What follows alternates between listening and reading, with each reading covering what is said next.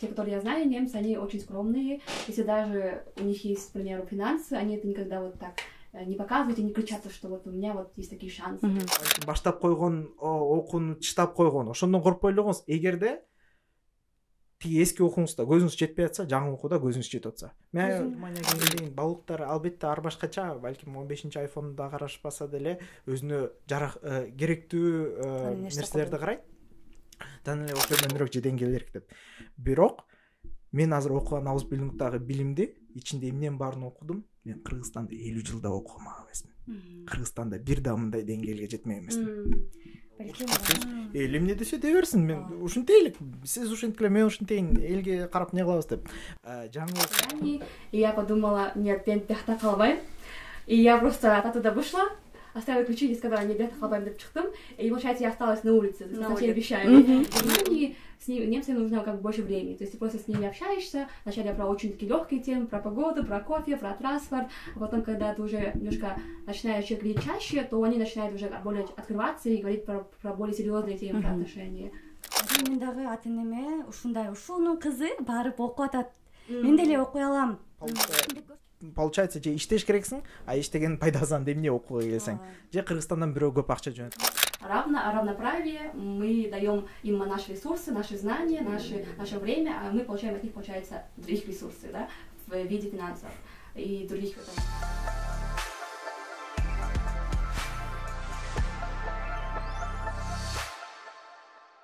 Assalamu алейкум. Бүгүнкү биздин Дидар подкастын дидарлаштарыбыз. Бүгүнкү биздин подкастыбыз конокто Мальбина, Султан. Биз азыр Берлин шаарында турабыз. Биздин темабыз Германиядагы окуу боюнча болмокчу. Бүгүнкү коногубуз Мальбина. Сиз өзүңүз жөнүндө кыскача маалымат айтып кетсеңиз. Спасибо, Айжаркын. Меня зовут Мальбина, мне 24 года, и сейчас я делаю дуальное обучение в Германии, в городе Дрезден. Я учусь по направлению сейчас информатик, по-русски это будет бизнес-информатика. Биз мен кыз болгон үчүн биринчи кыздан баштагыл деп кыздан баштадык. Султан, сизге кезек берсек, өзүңүз жөнүндө бир аз маалымат айтып кетсеңиз. Албетте, баарыңыздарга салам. Менин атым Султан, 23 жаштамын. Азыркы учурда ауыз билинүү программасы боюнча Германияда убакыт өтөм. 3-чү курс болдум, азыр буйруса ушул жылы бүтөм. Ага чейин Ференджоп программасы менен жана 2006-жылы мектепте окуу программасы менен болуп кеткем. Ауыз билигим болсо Kaufmann für Büromanagement. Башкача айтканда офис менеджменти боюнча, офисте кандай гана жумуштар келет, же кантип телеш керек, ошол боюнча окуйбуз. Ауыз билдим деп айтасыздар, дуаль студиум деп. Биз бүгүн ауыз билдим менен дуаль студиумдун айырмачылыгын айтып кетсек, ушул жерде сиз үчүн ауыз билдимге караганда дуаль студиумдун кандай артыкчылыктары бар, кандай айырмасы бар, бизге дидарлаштарга айтып кетсеңиз кыскача. Отличие между аусбildung и дуальным студием, и многие часто не знают, чем отличие, потому что они в принципе похожи, потому что там и там у тебя есть практика и теория. При дуальном обучении тебе нужен уровень C1, но при аусбildung тебе нужен уровень B1 либо B2. Второе отличие это то, что после окончания дуального обучения ты получаешь бакалавр, то есть степень бакалавра, а после аусбildung у тебя получается среднее образование. Вот в этом самое главное отличие, и получается еще самая структура учебы разной. При дуальном обучении у тебя разные блоки. Блок 1 теория фазы, и второй блок это практис фаза. И это они делятся каждые 3 месяца. Они меняются каждые 3 месяца. А при аусбildung, по-моему, там 2 недели вы ходите на практику, или как у вас там?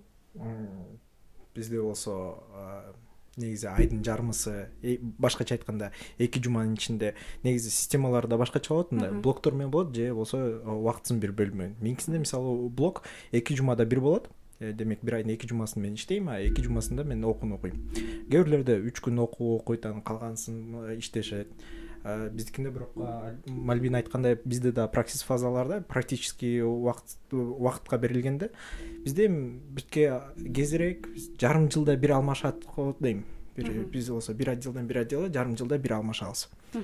Ауыз билдим сиз үчүн азыр Кыргызстандан келген жолуңузду айтып кетсеңиз. Биринчи мектепте, бул жакта 1 жылдык мектепте окудум дедиңиз, немецкий мектепте. Ошого кандай жол менен келип калдыңыз, кантип келип калдыңыз, ошол боюнча айтып кетсеңиз. Негизи Кыргызстан боюнча кайсы бир канча бир нече бир мектептерде немис тилин сабагы негизи окутулат программа боюнча. Караколдо, Таласта, Ошто, көбүнчөсү эми Бишкекте 3-4 мектеп бар, немис тили окута турган. Ошонун бир мектебинде мен окугам. Аты Герман Гмайнер. Негизи ошол Германия менен алмашуунун ниетинде, башкача айтканда, немисче угуп калдык болуш керек. Schüler Austausch деген программа болот. Башкача айтканда окуучулар менен алмашуу негизинде болот. Болсо Германия тарабынан, Кыргызстан тарабынан окуучулар бири-бири менен алмашат. Кыргызстанда окуучулар Германияга кетет, жана Германияда немис окуучулар Кыргызстанга келип, кайсы бир X убакыт мектепте сабак окушат. Мальбина айтып кетсең, сиздин чет өлкөгө чыгууга ата-энеңиз кандай салым кошту? Теги эле биринчи аупер менен келдим дедиңиз, ошол биринчи чет өлкөгө чыгуу кыздар үчүн өтө көпчүлүк биздин Кыргызстанда кыздарды чет өлкөгө чыгаруу кыйынчылыкка турат. Ошол сиз кантип, кайсы жол менен келдиңиз Германияга биринчи? Кандай мисалы ким түрткү болду? Эмне үчүн Германия сиз үчүн? Эмне үчүн Америка эмес? Ошол боюнча айтып кетсеңиз. Спасибо, очень хороший вопрос. Я вообще приехала в Германию 5 лет назад по программе Ferienjob. Когда я впервые прилетела в Германию, на 3 месяца здесь я поработала, и я встретила IZG, так скажем, случайно в SAP, и тогда у меня появилась первый реальный человек, который здесь учился, я поняла, что это возможно, и я этим вдохновилась. Вот. Если говорить про то, как я впервые прилетела в Германию и как на это моя семья отреагировала, я скажу так, что вначале моя мама была немножко скептична, потому что Германия это было очень далеко, и она не знала людей, которые учились либо жили в Германии. Она сказала: Германия так далеко, как ты туда уедешь? Это возможно, что ли? У нее были очень много сомнений и мыслей, и еще она боялась... Да, это очень далеко казалось. И плюс она боялась, что, может, меня обманут, и я попаду в чьи-то руки. Но я сказала то, что вот есть такая компания по имени Ivex, где есть одна девочка, которую я знаю, она тоже поехала по Ferienjob, она не умерла, она поработала там, вернулась обратно в Кыргызстан, все хорошо. Я говорю, вот она реальный пример человека, я хочу так же. Она тогда говорит, ну давай попробуй тогда. И вот так я, получается, впервые полетела в Германию. И здесь мне очень понравилось. Я узнала то, что есть много возможностей здесь учиться. И обратно, вернувшись в Кыргызстан, я решила приехать обратно по программе АУПР. И там долгая история. Да, вот АУПР, да. Вот АУПР, получается. Үй бүлөсүнө жашап, ошол жерде баардык тилди үйрөнүп, мындайча айтканда, нолдон баштап, ичинеден баштап. Я вернулась обратно в Германию, АУПР, потом я сделала полгода PFT. В IT-сфере, получается, тоже такой уникальный случай, грубо говоря. И потом я начала свое дуальное обучение. Если вернуться к теме, семья против того, чтобы ты улетала, то мне кажется, что это очень часто возникает в Кыргызстане, так как семьи хотят защитить как бы женщин, да, так у нас так принято с давних времен, и многие девушки не могут оставить свои семьи, потому что они против. Вот. У меня одна знакомая осталась в Кыргызстане, так как ее мама была против, папа сказал, я не могу тебя отпустить, и ее мечта не сбылась полететь в Германию, и получается она осталась в Кыргызстане, и да, у нее совсем другая жизнь. Мен деле ата-энем биринчи Германия келим аябай кошолгон, анткени ошол учурда Германия келген окуучулар чын эле аз болчу. Ошол биз көптөгөн маалыматтар жок болгон үчүн бизде ошол бир жагы салыштыруу да жакшы экен. Ким барды ал жака, кандай болду ошолчу. Анан мен дагы ата-энеме ушунун кызы барып окуп атат, мен деле окуй алам деп көрсөтүп, ушундай кылып, анан бир жагынан ушул аларда кызыгуума, анан характери мындайча айтканда көкпеттиги менен ушул мен барам Германияга деп ушинтип келе бердим да Германияга. Анан сонун баары сонун сиз Султан айтып кетсеңиз, сиздин ушул Германияга келүүңүзгө ата-энеңиздин салымы чоң дедиңиз, бирок азыркы учурда өнүгүүгө, билим алууга ата-энелер ушул балдар көбүнчөсү кыздар, вот Мальбина аябай көп издендим деп атат да, ошондой эле сиз дагы ушул учурга кантип келдиңиз? Мисалы көпчүлүгү окууну, университетти бүткөндөн кийин балдардын бардыгы дебейм, бирок кандайдыр бир части окууну бүткөндөн кийин ушул боюнча болду окуйм, окууну бүттүм, эми мындан ары иштешим керек, эми үй бүлөм багышым керек, ата энеми багышым керек, ооба мындай кылыш керек, бирок мындайча айтканда өнүгүүнү токтотуп коебу депчи, жумуш сыяктуу. Ушуну сиз чет элге балким чыгып кетсем ата энем ким карайт дегендей ушундай стереотиптер бар. Ушул нерсеге сизде ата энеңиз кандай көз карашта болду чет элге кеткениңизге? Анан өзүңүздү дагы деле өнүктүрүп жатам деп атасыз. Ошол боюнча айтып кетсеңиз. Негизи башка элдерди же башка мамлекеттерди салыштырганга кыйыныраак болуп калат. Бирок өзү Кыргызстандын тарыхы боюнча же Кыргызстан тажрыйбасы жөнүндө айтып берсем, чын эле көпчүлүк эркектерде ушундай бир коркунуч бар. Мен окууну бүтпөй калсам, же окууну бүтүп азыраак акча таап калсам, же окууну бүтүп үйдү бага албай калсам, чын эле үйдү багыш керек, же үйдү бакканга башкача айтканда кол кабыш кылыш керек, ата энени караш керек. Анын баарысы туура. Мен деле үйдүн кичүү уулу болом. Улуу байкем бар, жана карындашым, демек кичүү уулу. Башында деле апам деле айтып калчу, бирок убакыт өткөн соң мамам дагы айтып калды. Германияда окуп кел, жерди көрүп кел, жакшы билим ал, жакшы жумуш. Бирок бизди бак деген маанинде эмес. Башкача айтканда, өзүң барып жерди көрүп кел, жерди жыргап кел деп. Бирок чын барыбызда деле ушундай коркунуч бар. Мен деле дос байкелеримде, дос балдарда деле өзүм деле ошентип угуп жүрчүмүн. Бирок кайсы бир учурда, жашоомдун учурунда, ортосунда бир ой келип калды. Азыр деп берсем, балким кайсы бир жакты көрбөй калам же башка жактан өтпөй калам депчи. Мен мисалы Кыргызстанда 3 курсту, 3-чү курска чейин Кыргызстан университетинде окудум, бирок ал жактан көзүм жетпей калды. Жумуш бүткөндөн кийин кайсы жумушка кирем, кайсы акча алам деп. Ошондуктан ары 3-чү курстан уялбай эле окуудан кетип, бул жака ауыз билимге тапшырып 23-24 жашым менен. Башкалар болсо, мен тең туштарым уже окууну бүтүштү. Билбейм кайсы жумушка киришти, билбейм канча акча табышат, билбейм Кыргызстанда канчалык жашоо деңгээли жакшырды, бирок окууну бүтүштү. Андан кийинкиси тагдырын чын эле билбейт экенм, сурап көрүш керек экен. Бирок ошол бизде ушул көпчүлүгү университетти бүтпөй калсам, ушул диплом жок болуп калса кандай болот деген көп коркунучтар бар. Бекеринен университетти таштап кетиш чын эле оор. Мен деле көп ойлонгом, ушул балким университетти таштап кетип калсамчы депчи. Эмне болот эле? Жок, бирок баары биздин мурунтан ата энебизби же мененби сознаниябызга сиңип калыптыр да. Жок, университет сөзсүз бүтүш керек дегенчи, бүтүп диплом алыш керек дегенчи. Вы молодцы. Таштап туруп Германияга келе берген өтө чоң эркиндик да. Жок, буга чейин. Рахмат. Давление, потому что ой, закончила, тебе нужна бумажка, без. Бизде дагы эленедейт деген дагы нерсе бар да. Ушул нерсени жеңиш. Негизи ошо ата энеммен кээде ошол тема аркылуу да урушуп жүрчүбүз. Эл эмне десе дей берсин, мен ушинтейлик, сиз ушинткиле, мен ушинтейин, элге карап не кылабыз деп. Жаңы окууга коркпой, же балким баштап койгон окууну чыштап койгон, ошондон коркпой эле коңуз. Эгерде тиги эски окууңузда көзүңүз жетпей атса, жаңы окууда көзүңүз жетип атса. Мен эртеси күнү университетти бүтөм деген, бүткөн жокмун деген ойдо эмес. Мисалы, бияктан деле окууну бүттүрүп, бияктан деле билимим болот.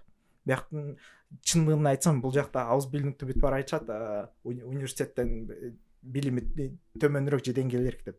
Бирок мен азыр окуган ауыз билимдеги билимди ичинде эмненин баарын окудум. Мен Кыргызстанда 50 жылда окугам эмесмин. Кыргызстанда бир да мындай деңгээлге жетмеген эмесмин. Балким да бул нерсеге бизде билим деңгээли ооба салыштырабыз. Германия менен эми салыштырып болбойт деңизчи. Бирок азыркы учурда билимге биз ушул жаштар өнүгүп, билим алып, ушул теория менен практикада аралаштырып көрүп, анан жаштарыбызга көрсөтүп атабыз. Ушундай кылсак болот, ушундай мүмкүнчүлүктөр бар депчи.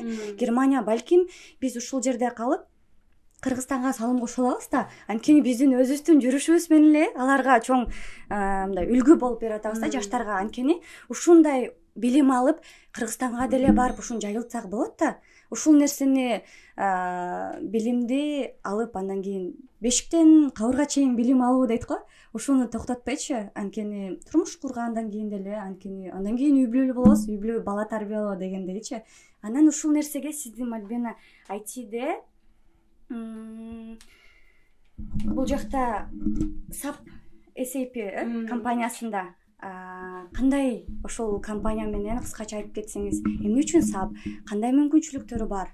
Балким ошондой чоң гигант компанияларды Кыргызстанга айтса болот. Эмне үчүн Кыргызстанда жок дегиле ошондой компаниялар балким? Или бул жактан туруп деле же Кыргызстандагы көп угам айтишниктерде чет өлкөдө чоң компаниялар иштейт депчи? Да. Ошол Кыргызстанда чоң компаниялар ачылганга болобу? Ушул боюнча айтып кетсеңиз ойлоруңузду. Но вопрос, почему SAP нет в Кыргызстане, это потому что SAP предлагает... в целом SAP что делает? Вопрос, да?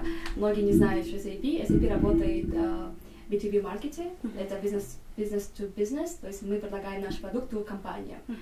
Есть такое понятие, как business to client, когда, к примеру, есть компания Coca-Cola, она предлагает свои продукты сразу нам. То есть мы это сразу покупаем и видим, что это от Coca-Cola. Но SAP не так. Мы даем наши продукты другим компаниям, они это используют в своих каких-то целях.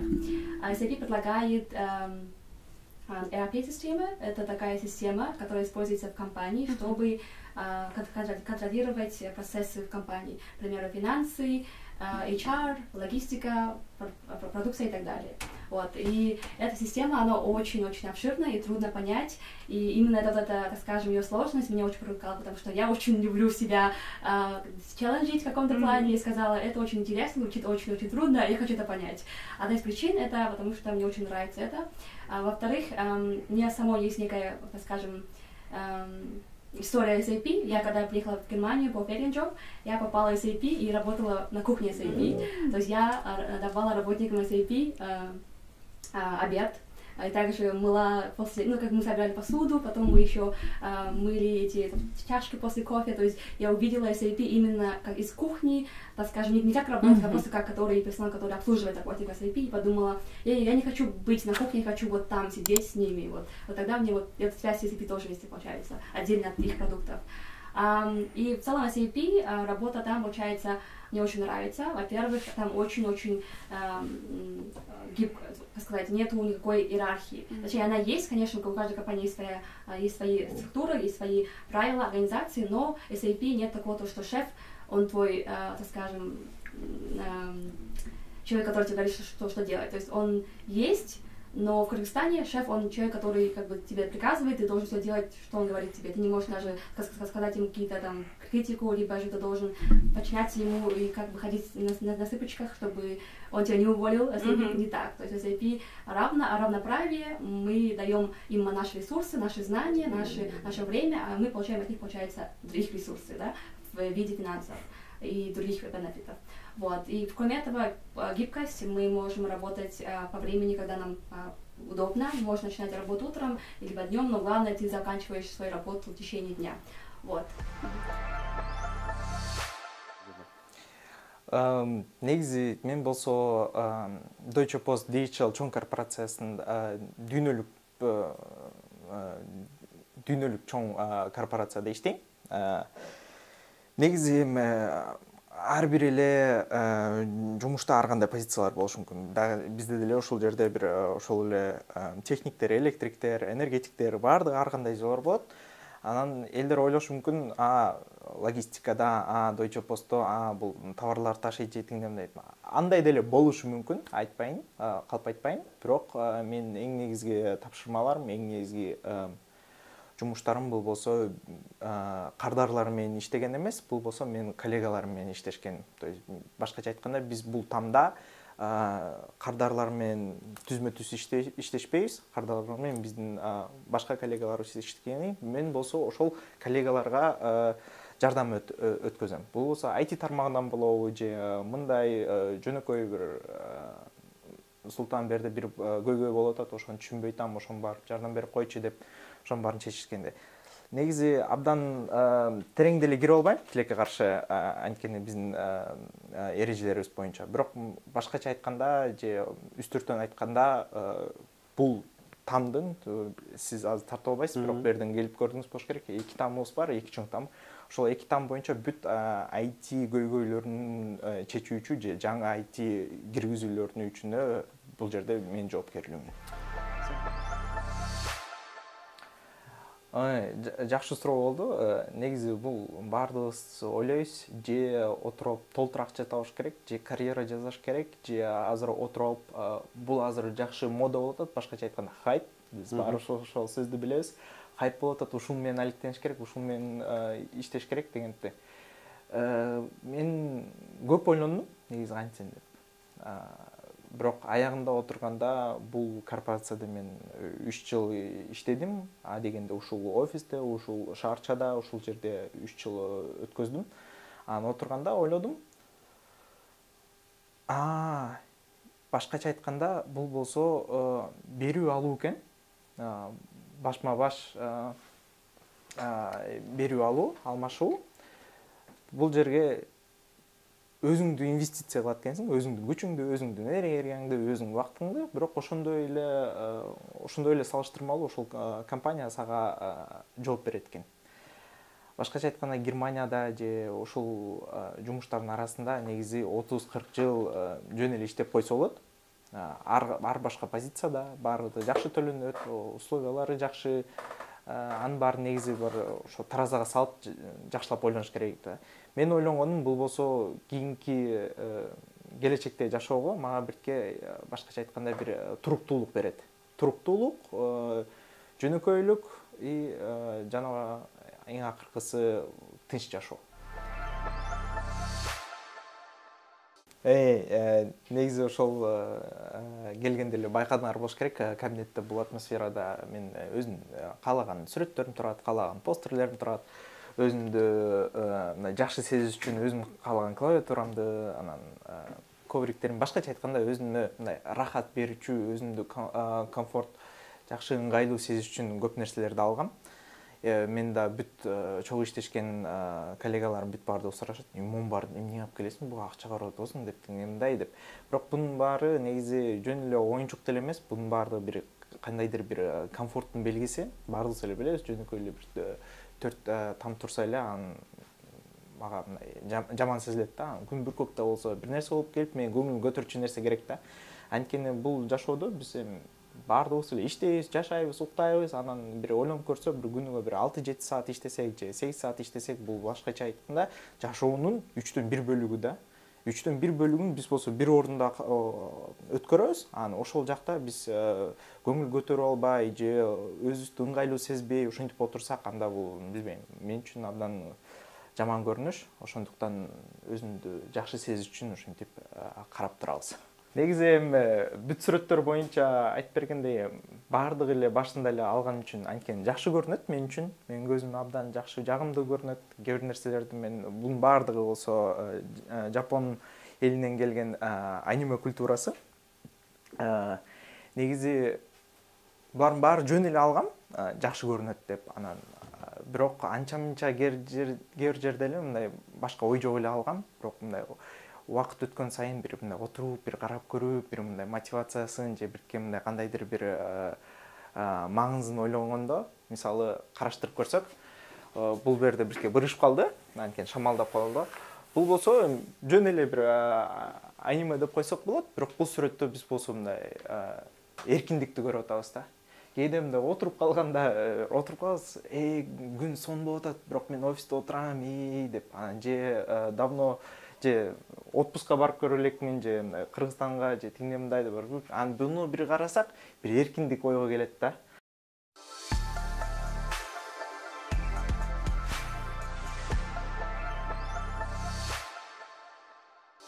Ушул карап көрүп, мисалы ушул деңгээлде балким ооба Кыргызстанда деле өнүгүп, чоң компанияларда иштеп, жакшы ийгиликке жетип аткан жаштар аз эмес. Бирок сиздер бул жака Германияга келип, ушундай деңгээлге жетип аткан, балким сиздер Кыргызстанда болгондо ушундай билим ала алат белеңиздер, ушундай азыр деңгээлге жетип тура алат белеңиздер, ошону кандай айтсак болот? Жок. Коротко ясно. Или адамды өзүнөн эметеби? Же кандай? баардыгы айтат батышта батыш эмнеге батыш деп. Тилекке каршы ушундай экен. Реалдуу дүйнөдө бул Германия бизге көп мүмкүнчүлүк берди. Мисалы ошол эле Мальвинанын окуусу же менин окуумда айтып атам акча турат деп. Мен мисалы программированияда акча төлөгөн жокмун. Ошол тиги жумуш аркылуу, ауыз билим аркылуу үйрөнүп алдым. А Кыргызстанда андай курстар болсо мен бир жолу караштыргам, 15 миңден кеми жок. 15 миң бул чын эле чоң акча. Ай сайын. Биздин Кыргызстан ай сайын мектепке мынча көп төлөбөйбүз. Ошондуктан башкача айтканда мүмкүнчүлүк. Мен эмне үчүн ауыз билимкада тапшырдым, эмне үчүн дароо эле университетке дуаль студиум жок же ауыз билим жок, эч нерсе жок эле дароо эле университетке тапшырган бир көп пункттары бар, бирок эң негизги пунктусу бул ауыз билимда мен өзүмдү финансалоого, башкача айтканда акча табып өзүм жашаганга, общежитияга кирген өзүмдүн мүмкүнчүлүгүм бар. Эгерде университетке тапшырсам, жогорку окуу жай же университетте, ал жакта мен семестр сайын кандайдыр бир X акчасын абонемент сыяктуу төлөш керекмин. Жана өзүм жашаган жеримди өзүм камсыздоош керекмин. Жана баскан турган жеген тамактарың деле акча, анын баарысы ошол акча керек болот. Анда получается же иштеш керексиң, а иштеген пайдасынан эмне окууга келсең, же Кыргызстандан бирөө көп акча жөнөтүп туруш керек. Ауыз билимдин жакшы жери сен окуп иштегениң менен өзүңө да акча келет, өзүң баскан турганына. Да, вот плюс того, что, например, вот ты пришел как студент, вот ты учишься просто учишься в университете, и ты подрабатываешь. Ты подрабатываешь часто в кафешке, в каком-то там магазине, и это никак не касается твоей профессии. При поступлении либо дуальном обучении ты работаешь именно в той сфере, где ты будешь в будущем работать, и это касается твоей учебы, вот, как бы взаимосвязь. Да, чоң мүмкүнчүлүк сразу практика кылып. Бизде мисалы Кыргызстанда 4 жыл окуйсуң, бирок практикалар болот, бирок аз. Бүткөндөн кийин кайсыл жерде иштейм, опыт жок, көп жерде албайт, без опыта. Ушундай болуп калды. Андан кийин сиздерде Германияда сиз 4 жыл болдум дедиңиз, 4 жыл болуп калды. Сизге канча жыл болду? Мен токтобой жашап турганыма 2 жылдан өттү, 2,5 жылга дейм. Бирок биригип 2016-тан бери келип жолдор деле 4 жыл деп жөн эле айтып коебуз да, бирок бул жолдо канча деген эмоция, канча деген кыйынчылыктар болгон да. Ошол учурда кандай эске каларлык, кандай кызыктуу күндөрүңүздөр болду? Мындай эстеп, жылмайып бир жагынан ичиңиздерден тызылдаган нерсе. У меня есть одна история. Это, получается, когда я переезжала в Дрезден, я получила контракт, мне нужно было найти жилье в Дрездене, и я приехала, чтобы оставить здесь вещи. Я нашла жилье онлайн. Я приехала со всеми вещами в Дюссельдорф, чтобы там оставить вещи и как бы получить контракт от жилья. У меня была посуда, было там джурхан дешев, все было с собой, то есть у меня была полная как машина вещей. Я приехала на жилье, и по карте это было в центре города. Я думаю, очень классно, как бы красивая комната, в центре города, близко к работе, супер место. Я прихожу туда, вижу жилье, и вижу как бы район, где это жилье, и это просто один только ужас. Там я зашла в это как бы именно подъезд, и возле подъезда сидели ребята, которые как-то вот что-то себе кололи, потом они как-то были пьяные, не в себе, и я дошла на жилье, там очень-очень воняло чем-то, жилье было очень плохом состоянии, и я подумала, нет, я бяхта калбайм, и я просто оттуда вышла, оставила ключи и сказала, не бяхта калбайм деп чыктым, и получается я осталась на улице со всеми вещами, и у меня еще нужно было получить визу, то есть мне нужен был контракт на визу, на жилье нужно было, у меня было очень мало времени, у меня было всего лишь 3 дня, чтобы найти жилье. Я сказала, бяхта калбайм, я постараюсь найти жилье за 3 дня. Это было невозможно, потому что найти жилье в Германии за 3 дня, это почти что невозможно. Но я сказала, я сказала, потому что бяхта калсам, я отсюда не выйду, потому что они могут тебя чем-то напоить, потом может, это плохое окружение будет. Я думаю, бяхта калбайм, я оттуда вышла и пошла в хостель, поплакала часто, я думаю, что мне делать, у меня стресс, мне нужно как бы нужен контракт и так далее. Но я такая думаю, все, сейчас я сяду, посмотрю в интернете жилье. И я дошла в eBay, Kleinanzeigen, там можно найти жилье. Я видела первые 10, по-моему, нашла эти жилье в Дрездене. написала там первым, вторым, и третий, по-моему, сказал то, что нужно позвонить. Я позвонила, он сказал, приходи, но могу пока доживем. Я пошла к нему, это был очень такой, так сказать, очень милый, получается,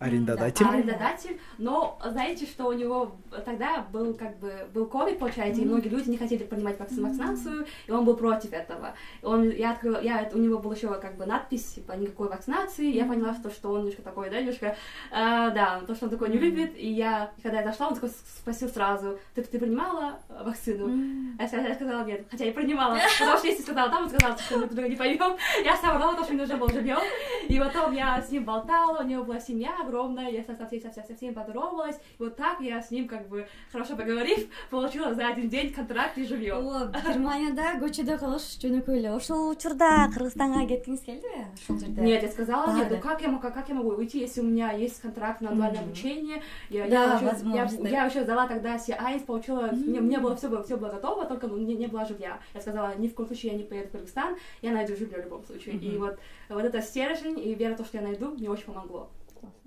У тебя есть какие-то истории? Көп, аябай.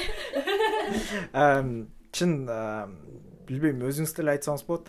2016 диалект боюнча аэропортто 40 солдаттар мени окружать этип калганда. Что? Бутум операция болгондо, анан реклама чыккан. Бутум айтып берейин, мейли. Жаңы келгем, ауыз билдингке жаңы келгем, 21-жылы, октябрда жаңы келдим, 25-октябрда келип, ошол бизде Германияда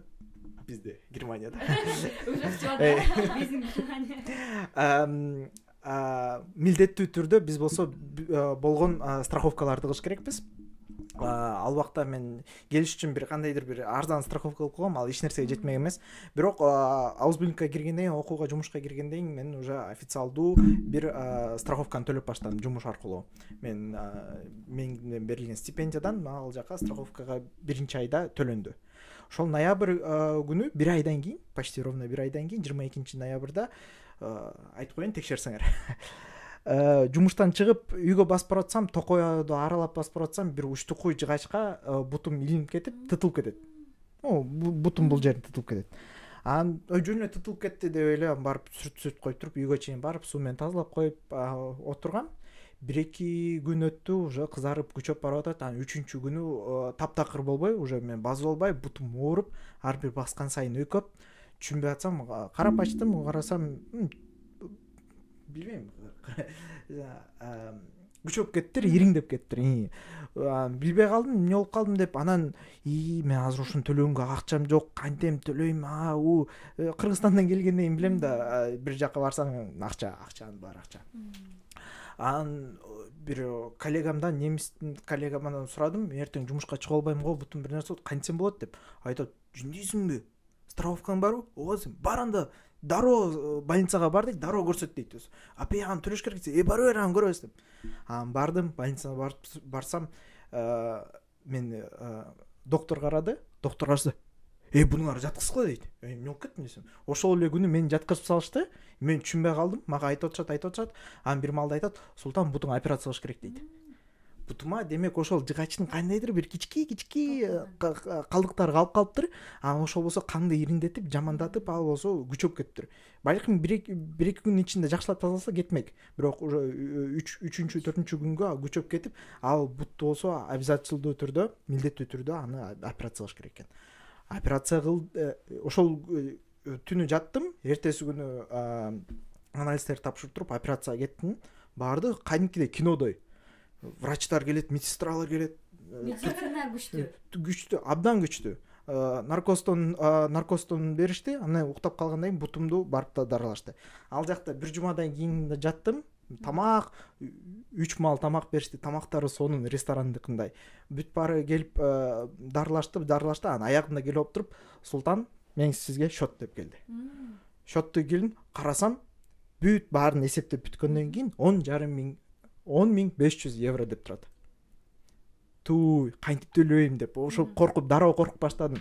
Папам барып машинесин сатабы, бир нерсе кредит алышабы деп ойлоп атам да. Анан бир маалда тиги немис коллегам айтты эле, страховкаң барбы депчи. Деп мен ошол системасын билчү эмесмин. Кечиресиз, мен страховкам бар эле, ошону бир кандайдыр бир скидка кылабы, кандайдыр бир пайызын жоёбу десем, скидкаң бар, страховкаң барбы көрсөтсөң деп туруп, страховканы алып туруп, анан барып туруп регистратурага баарын өткөзүп туруп, анан 1-2 суроолор берип, кандай жагдай болгонун суроо беришти, баарын жооп бергенден кийин бул баардыгы 100% покрывать эткен, анан жана менин жумуштагыларым төлөп берет дейт. Демек бүт 10,5 миң евроны мен бир эле ай биринчи келгенде эле, жаңы келгенде эле взносум бир 70 евро эле болгон. Ошол 70 евро үчүн 10,5 миң евролук операцияны баарын жаап берип, мен дарылоомду жана бутума да протез коюп беришкен. Аны дагы сатып беришкен. Ал үйдө жатты эле. Анан келинчегим аны ыргыта, жаман эстелик дейт. Ошол бир жагы медицинасы ошол көпчүлүгү бизге айлык мындайча айтканда маяна берерде алдын ала алып коюшат. Бизде ошол системаны мен да ошону кызыктым да. Киргизсе, анткени бизде ооруп жүрө беришет да, көрүнбөйчү. Анан бул өтүшүп кетет. Анан барганда чоң акча чыгат. Бизде бул жакта барсаң страховка баардыгын покрывать этип, бир жылда бир жолу барып чоң обследование өтүшөт.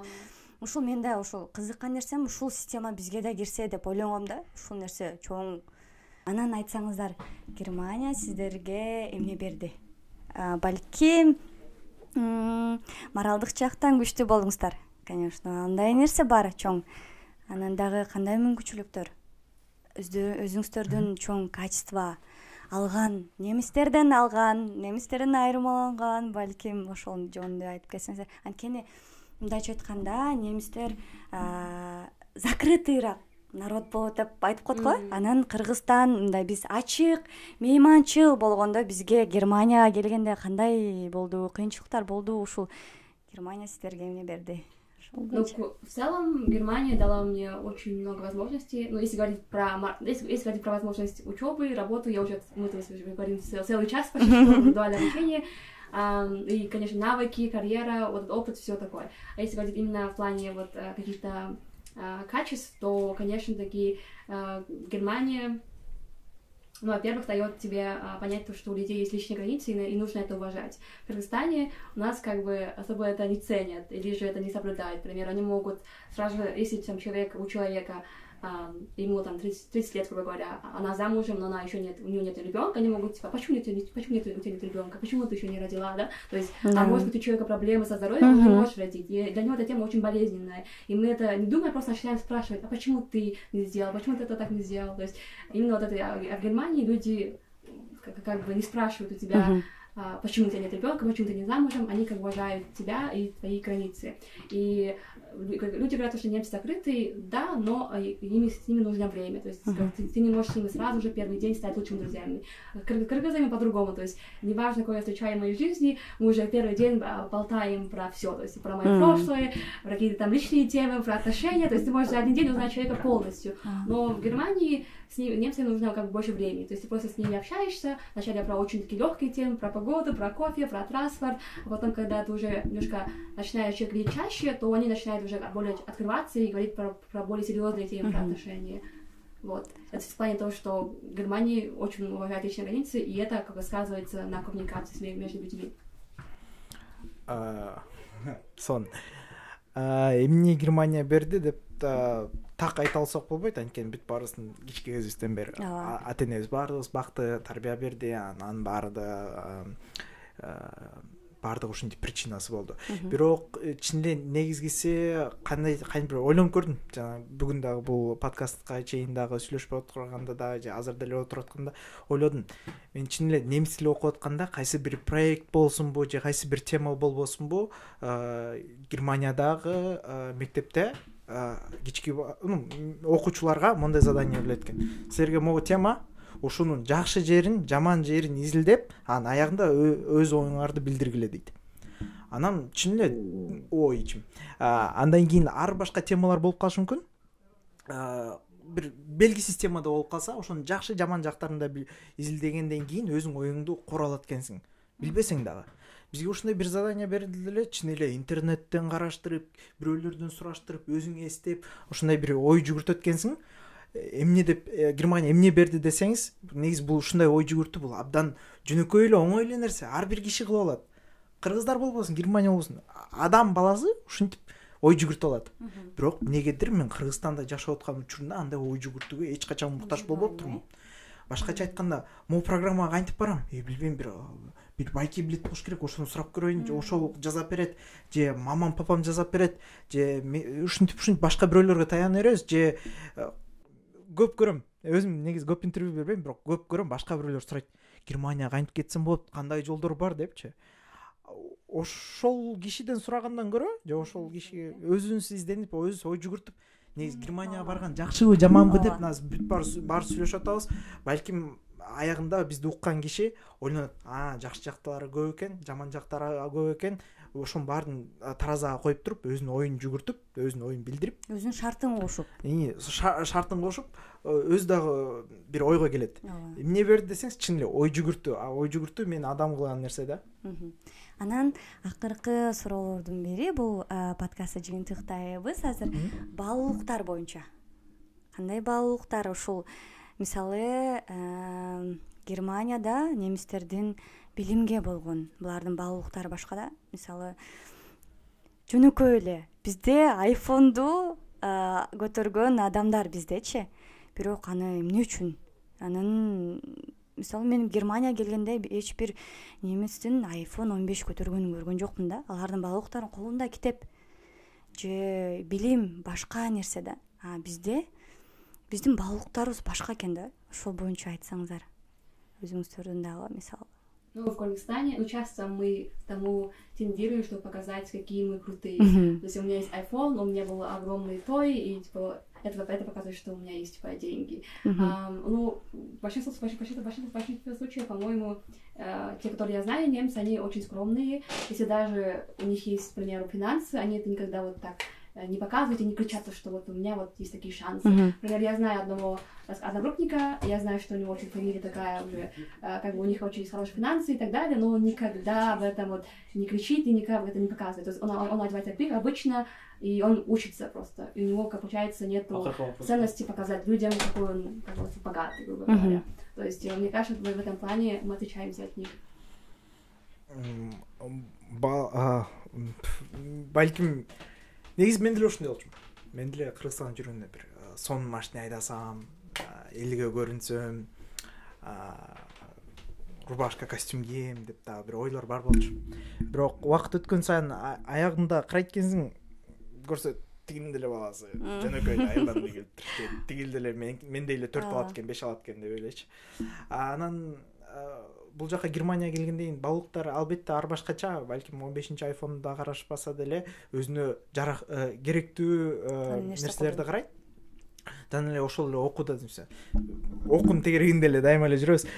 Кыргызстанда бүт баары врач болсом, медицинада болсом, же юрист болсом, же экономист болсом деп ошол 3-4 жумуш эле аягында калат. Мисалы, мугалим деп дегендер да аз. Анткени мугалим зарплатасына караштырат, же ашпозчунун деле окуусу Кыргызстанда жок, а бул жакта бар. Эмнеге десең, билбейм. Германияда баалуулуктар башкача болгону менен, мисалы, бул жакта ар бир жумуштун талабы чоң, жана акысы да чоң. Акчасын көп төлөшөт. Германияда мен көп эле көрдүм, ашпозчулар бир 60-тан ашкан аталар, канча жыл иштейсиз десе, өмүр бою иштейм дейсиз. Эмнеге бул ата-энеңизден келгенсиз? Жок, бул жака бир окууга келгем, иштеп киргем, ошентип өмүр бою иштейсиз. Бирок жапжашнакай эле жашайт, үйү бар, машинеси бар, анын берси бар. Өзүнө керектүү нерсе, өзүнө жаккан нерсеси менен ошол менен токтошот да. Мисалы, эгерде балким бирөөгө 15-чи iPhone керек болсо, алса, сонун. Бирок мен чын айтайын, 256 гигабайт, 512 гигабайт, мен анча гигабайт корото албайм, мага 64, 128 эле монча жетет.